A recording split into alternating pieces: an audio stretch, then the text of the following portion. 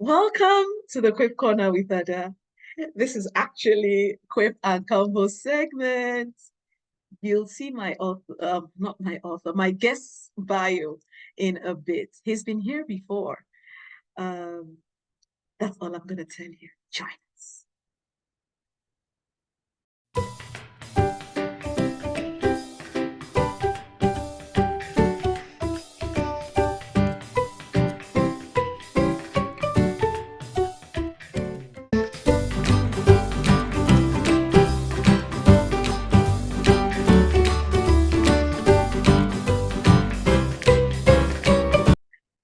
Welcome back to the Quip Corner with Ada, Joey. Thank you, Ada. Thank you so much for having me join you and on the Quip Corner. Yes. I'm glad, I learned a lot from, your being with me in the Quip Corners book corner. So, it only made sense to have you in the Quip and Convo segment too. Yes, I'm looking forward to it. And yeah, it was kind of a tough decision picking a quip to use, but I finally narrowed it down to one that I thought would be appropriate. Okay. Well, I'm glad you could pick one because it took me a bit of time to decide on which ones to let you choose from. So, Okay. okay, so you chose Quip 84 from my third book. So I'll just read it, pull it up and read it. Okay, Okay. before I read it, I'll show you the picture. So that's the picture that goes with the Quip. Okay. Somebody, struggling with the hands of the clock. Um, I think it was I just sort of, like that. I yes, like that. yeah, Very, very appropriate. yes. And so the quip says, you cannot hold time back. So get on with what you need to do. Now is the time to act. So tell us more, please. Okay. It's very, very, very applicable quote to the book I wrote, which is One Less Grain of Sand, Fulfill God's Purposes While You Have Time. And it talked to me about several things. But when I read the quote, three lessons stood out to me, and so I'll share those three lessons with us. So first lesson is time is precious, don't waste it. Time is precious, don't waste it. I get that from the part of the quote that says you cannot hold time back. Time is one of our most precious resources that God has given us because once it's gone, you can't get it back. If you think about other resources, think about money. You lose money, you can probably work and gain money back. You lose your house or your car, it may be difficult, but you can get another house or get Yeah, another car. But if you once you lose time, once that time is gone, you can't replace it. There's nothing you can do to get that time back. So yeah. let's know that time waits for no one. Time is marching on. Mm-hmm. And when we understand that time is fleeting, I think that should help us to not to squander it. And one way we can look at not squandering time is make sure we avoid what I call time robbers. Time Okay. robbers are those activities that they seem harmless, but if we're not careful, they can take up so much more time and cause us to lose our productivity. And some examples of time robbers include things like surfing on the internet or spending time on social media Yep. or watching television or streaming shows. Now, don't get me wrong; those activities in themselves are not bad.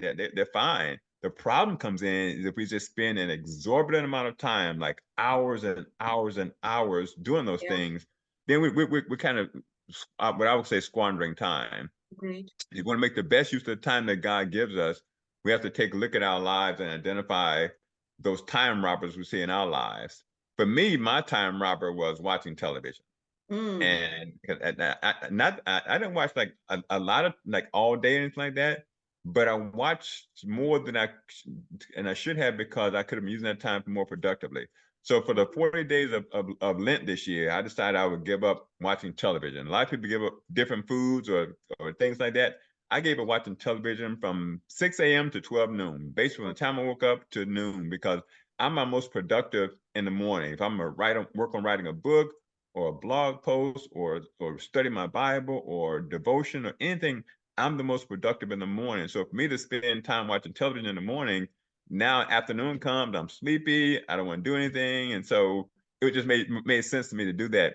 And Nice. so what actually happened is instead of just not watching television from 6 a.m. to 12 noon, I actually wouldn't turn TV on to maybe like 4 o'clock, 5 o'clock. Sometimes it was bedtime. And I said, let me turn TV on and see what's going on in the news. And I watched the news for 30 minutes, and that was it. Yeah.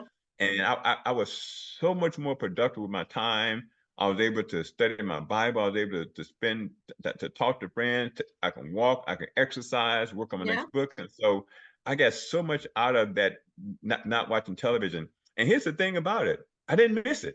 I didn't miss Hmm.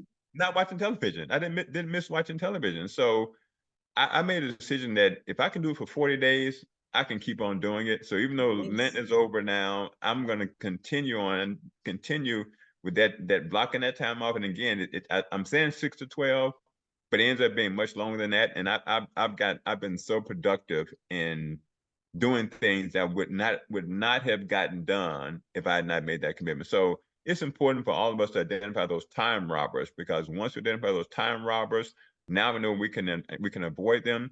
That helps us be more productive with the time we give us. Because again, once that time is gone, you can't get it back. And so, Yeah. as the quote said, you can't hold time back. I love that the image you show with the man struggling with the client. I love that. I like that. I'm have to use that somewhere, and I'll give you credit for it. Thank But you. so the first lesson from this quote is time is precious, don't waste it. The second lesson from this quote is know what your purpose is and fulfill it. I get Mm. that from the part of the quote that says, so get on with what you need to do. I believe God has a purpose for all of us. He created us for a reason. He created us not just to sit still, but to do something for him and his kingdom. And I know sometimes the word purpose can be intimidating because people may think about have to do some grand thing, some world-changing, earth-shaking activity that will affect tons of people. Yeah. Well, not necessarily. That could be. I mean, God may choose you to do that. God may give you that platform where you affect hundreds of thousands of millions of people. But at the same time, your purpose might just be for your family. It might just Yes. be for your friends. It might just be for your neighborhood. It might just be for your church. It might just be for Mm. your city, your state. So we shouldn't be intimidated by the word purpose. One way to look at it would be, what is my why? Why am I here? I'm not here just for no reason. I'm here for Yeah. something. And so identify what that is. And once you know what that is, then make sure you do it. Yes. And personally, I think that there's several ways you can find out what your purpose is if you don't already know it. First thing would be that I would say to ask God. Ask God, why do you put me here? Yeah. What would you have me to do? Mm-hmm. Because God is the one who created us, and since He created us, He's the one who's best suited to tell us what our purpose is. And so whatever we decide to do, it shouldn't be about what we want to do. It should be, God, how would you have me use this time you've given me? And it may be working with some other, may not be just all like church activity. Maybe working with a homeless organization or organization that deals with hunger, just with children, anything. And you can do many things, but I would say pray and ask God, how would you have me use this time? Again, this resource of time is limited. So let's make sure we're using it in a way that's most productive, and the way that God would have us use it. So first ask God what He wants us to do. Second, ask yourself, what are you passionate about? Do you like working with children? Do you like working with senior citizens? Do you like serving, helping people? Are you concerned about the homeless? Are you concerned about those who are hungry? Your purpose probably lies somewhere within things you like to do, things Yeah. that are you're passionate about, that Mm-hmm. you have a heart for. And so look at that. And then third would be to look at what talents and abilities you have. What can you Yeah. do? Are you good with numbers? Are you good with technology? Do you have talents that could help somebody? How can you use what you know to make a difference in the world? A lot of things we can do that could make a difference and help someone else that we may take for granted. We may take for granted that we can have some skill, and we may think that's nothing, but God can use it for something else and make a difference. And that could be part of our purpose. And then lastly, what kind of vocational, educational, or personal experiences do you have? I know that sometimes we go through challenges, sometimes health challenges. I know one of my brothers just was diagnosed with prostate cancer Sorry a to couple hear weeks that. about last month, about 2 months ago. But they caught it enough time that it was early stages, and he had the decision of going through the surgery or the radiation. He went through the radiation, but there was a guy in his church. He lives in Chicago. There's a guy in his church who had gone through the exact same thing several years ago, and could tell my brother step by step, this is what they're going to do. this is how they're going to do it, this is how the treatment's going to go, this is how you're going to feel, and help them through that. And it took some of the fear out of going through the treatment because he has someone who had been through it. And Yeah. that's an example of sharing your personal experience with someone else and helping them. It could be a Mm. vocation. Maybe you know something about carpentry or electricity and things like that. So there's many experiences we have that we can share with others, and maybe that would help us for our purpose. Maybe your purpose is to work in a shelter because you've been with, you've had this kind of that experience of some health experience or some challenge Yeah. or hospice care, maybe anything like that, because you've been through something similar. And so we want don't look over our experiences and how Yeah. those can contribute to what our purpose could be. But Hmm. after you have a sense of what your purpose is, then get on with it. The quote says, get on what you need to do. Now that you know what you're supposed to do, get on with it. Sometimes people know what they should do, they know what they like to do, they know what the experiences are, but they just don't do it. And so, Yep. so the quote would encourage them to just get on with those things you know you need to do. And Hmm. I find there's a couple of things that sometimes keeps us from doing those things that we should do. One thing is fear, fear of failure, fear of what people might say, fear of the unknown, all those Yeah. kind of things that fear would set. And fear can paralyze us. Fear can make us so that there's things I know I should do, but I'm not sure what's going to happen. I'm afraid of the unknown. Yeah. And God said many times, we're fear not, because He's with you. And so if He Mm. gives you a purpose to do, then don't be fearful of doing that, because He will be the one who will make sure that it's successful, not you. He will do that. And the second thing, in addition to fear, that sometimes keeps us from doing what we should do, is just doubt. We, Yes. we doubt we doubt ourselves, we doubt our capabilities, we doubt what God has told us, we just doubt ourselves. And so that can cause us to not even try to do something. We may not even get off first base, get to first base on some task, because we doubt, is this Yeah. going to work? Is Yeah. this making sense? And so all those things come together. But I just want to encourage all of us to don't let fear, don't let doubt prevent us from doing what God would have us do. Step out on faith and trust God to do what He can enable us to do, and not allow those things to stop us. Intentions are good. They say things are good intentions, but intentions don't get things done. No. Intentions may be good, but they don't get things done. If you want to get things done, it's going to require some action. It's going to require you Yeah. doing that. So don't just think about what you should be doing. And there's a quote again. I love the quote, says, "So get on what you need to do." And it sounds like it's a strong admonition. It should be an exclamation point. Get on what you need to do. Kind of move us off our place of complacency. Yes. So the first two lessons from this quote I got was, time is precious, don't waste it. Hmm. And secondly, know what your purpose is and fulfill it. And the last lesson was, don't procrastinate. Don't procrastinate. I get that from the last part of the quote that says, now is the time to act. Procrastination can be defined in many ways, but I like to procrastination is just to delay doing something until a later time. Mm. May not even be a reason why, you just don't want to do it. You just delay from doing it. And one study I read showed that approximately 20% of U.S. adults are chronic procrastinators. And that word chronic to me said they do it a lot. So Yes. Yeah. 20%. And so there are many reasons why people may procrastinate. Some of them include lack of motivation. Yeah. I have something I need to do, but I'm just really not interested in doing it. Don't feel like it. I know my car needs to be washed, but I just don't feel like washing it today. I'll do another time. Yeah. No, I don't feel like doing it. That's the lack of motivation. Another reason would be, I expect the task to be difficult.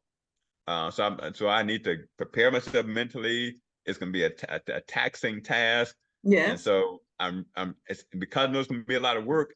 I'm not ready to do all that work, so I just keep putting it off and Yeah. putting off.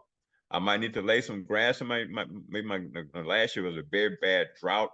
A lot of people's lawns burned up, and so people may have to put new grass down this year. Yeah. That could be a very time-consuming, tedious task, and so people may procrastinate doing that because that's a lot of work, and I don't feel like doing all that amount of work. So just because we expect the task to be difficult. And third Yeah. reason would be that we choose to do things that give us immediate gratification instead of activities that might have long-term rewards.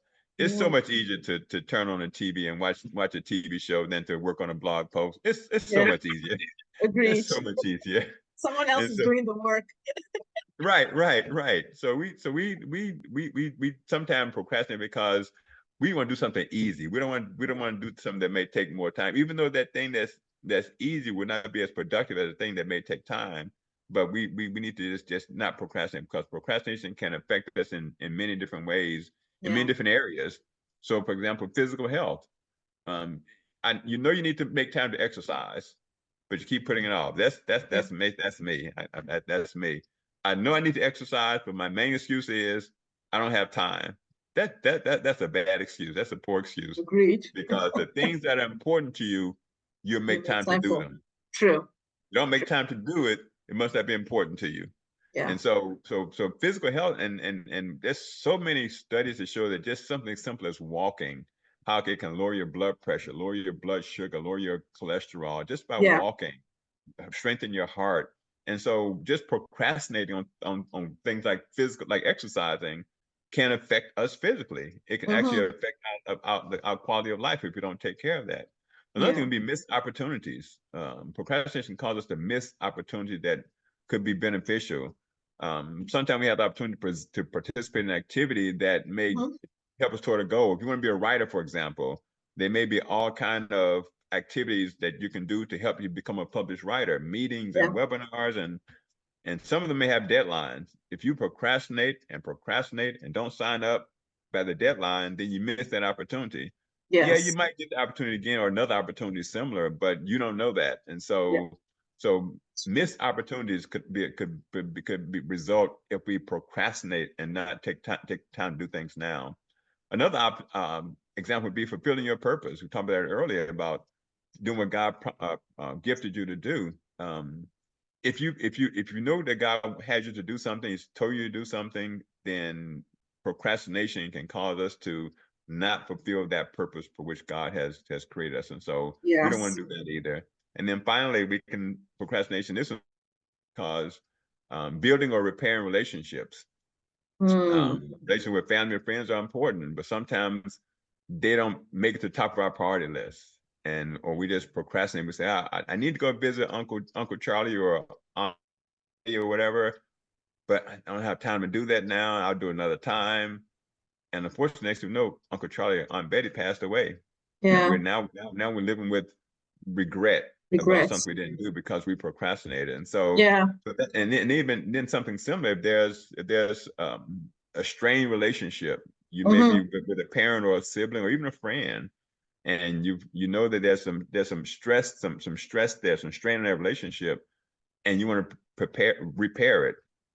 If you can, I'll get to later, I'll get to later, and later never comes. You never get a chance to repair that relationship. And so that's another area where procrastination could have an effect on us. So those are just some examples. There are examples all through our One of lives them. where Yeah. procrastination can really be damaging to us. And so again, I encourage us all to look at our life and identify areas where we see we may be procrastinating, because we may be in that 20% that are chronic procrastinators Yeah. according to that study. And so when it comes to procrastination, as the quote says, now is a time to act. And so Yeah. don't delay doing something that you can actually do. And so the three lessons I learned from this quote is: one, time is precious, don't waste it. Two, know what your purpose is and fulfill it. And three, don't procrastinate, because you never know when you may have that opportunity to do that again. Mm-hmm. Yeah. Well, thank you. Thank you for those insights. Really sorry to hear about your brother, but trusting God to take care of him. Yeah. Yes, he's doing better, and Amen.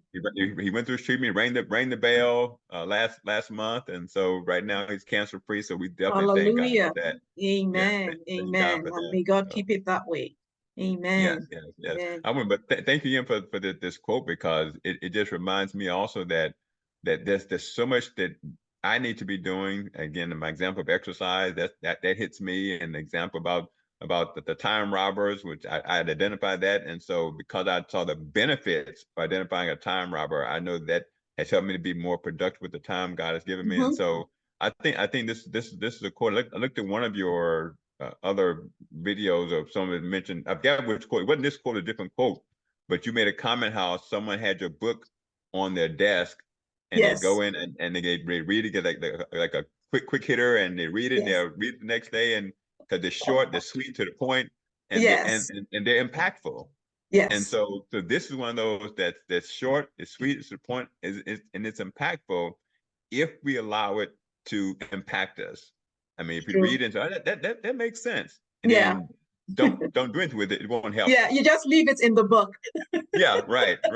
You can't leave it in a book. You can't leave it in a book. And so this is one that if you read it and take it off the page, put it in your heart, put it in your life, and even if a lot of times we try to think we have to make dramatic changes all at one time, just Yeah. step by step, step by step. If you Agreed. find one area where you can get rid of a time robber, maybe not like my case, I didn't stop watching TV altogether. I Yeah. just cut out a chunk of time where I'm not going to watch TV, and Yeah. that's more manageable than saying I would be fooling myself saying I'm not going to watch any more TV ever. That's not going to work. But if I take this chunk of time, then maybe now Yes. let's do a larger chunk of time, then a larger chunk of time. And like I said, I originally just said 6 a.m. to 12 noon, but it ends up as being 6 a.m. to sometime 5 p.m., 6 p.m., 7 Yeah. p.m., 8 p.m., sometime all day. Because I'm thinking about instead of turning on the TV, let me go do something else more Something productive. else. Yes. So thank Nice. you for this quote. Has been very helpful just in looking through it and digging into it, and not just taking this at face value, but digging into it. There's a lot behind the scenes going on. Mm-hmm. So thank you so Yeah. much. Well, thank you. Thank you. And to your comment, let me quickly check because I don't even know. Let's see. Okay, so I should have put an exclamation mark. I'll put an exclamation mark in my copy. And Okay. hopefully everybody else who buys one can put an exclamation mark in theirs. But yes, I Right. agree. But thank you again for joining me in the Quip Corner. I look forward to having you as a guest again. Yes, yes. Anytime, I would love to be part of that, talking with you and your wonderful spirit, and I love the smile and just the encouragement that you give so many people through your books. And I'm gonna. How many books do you have out now? 5. So are they all Quip books? Yes, they're all 101 quips and quotes. Okay. So I need to Yeah, look but that up they have again. different titles. So the first Okay. one is 101 quips and quotes that will charge and change your life. The second is 101 quips and quotes. Let's see, I have them here. So that's the first one. It's white, so Okay. it's difficult to see. Hmm. Then I have the 101 quips and quotes that will strengthen and sweeten your marriage and family relationships. Then Okay. the third one that we just read from is 101 quips and quotes for tweens, teens, and 20s to win with. And I've heard people who have continued to say that this is a book for everybody, Right. not Yeah. just for tweens. I would definitely agree with that. Yes. And then the fourth one is 101 quips and quotes that will equip you for an amazing life. And Okay. the most recent one, where is it? Okay, here is 101 quips and quotes to put to work at work. I also call it the Okay. workbook. Yeah. So Okay. yeah. Okay. So are they all available on Amazon? Yes, they're all available on Amazon. And then I can also send you a link if you're interested in autographed copies. Okay, So good. Okay, yes. Definitely send me a link because yes, I definitely need to get one of those books. yes, sounds good. At Sounds good. least one. Yeah. But thank you again for joining me. I really appreciate it. Thank you, Ada, for the invitation, and it's a pleasure meeting you and speaking with you today. Amen. God bless you. Thank you. God bless you too.